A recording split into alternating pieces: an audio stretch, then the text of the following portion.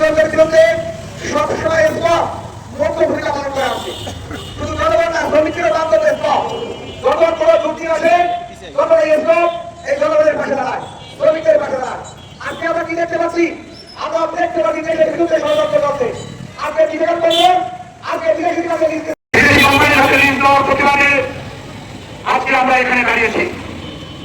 সংগ্রামী বন্ধুরা, আমরা প্রত্যাশা করেছিলাম গণ আন্দোলনের মুখে একটি অস্থায়ী সরকার সে সংস্কারের নামে সবাই ক্ষেপণ করে আজকে তারা একটি নির্বাচিত সরকার যে সকল সিদ্ধান্ত নেওয়ার মালিক, আজকে তারা সেই সিদ্ধান্তগুলিকে তারা দিচ্ছে।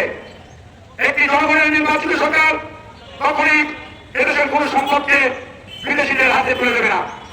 আমরা মনে করেছিলাম এই সরকার ক্ষমতায় এসে একটি সুষ্ঠু নির্বাচনের মাধ্যমে জনগণ কর্তৃক নির্বাচিত প্রতিনিধির হাতে ক্ষমতা দিয়ে তারা বিদায় দিলেন, কিন্তু আমরা আজকে তার সম্পর্কে উল্টো লক্ষ্য করতেছি। তারা আজকে তাদের ক্ষমতার মসনদ নির্ধারিত করার জন্য তারা বিভিন্ন কার্যক্রম, বিভিন্ন কথাবার্তা বলছে। তারা সংস্কারের নামে আজকে দীর্ঘ সময় কালক্ষেপণ করেছে, কিন্তু এদেশে কোন প্রকৃত সংস্কার হয়নি। সংস্কার হয়েছে উপদেষ্টা পরিষদের লোকজনের, উন্নতি হয়েছে এই উপদেষ্টা পরিষদের লোকজনের।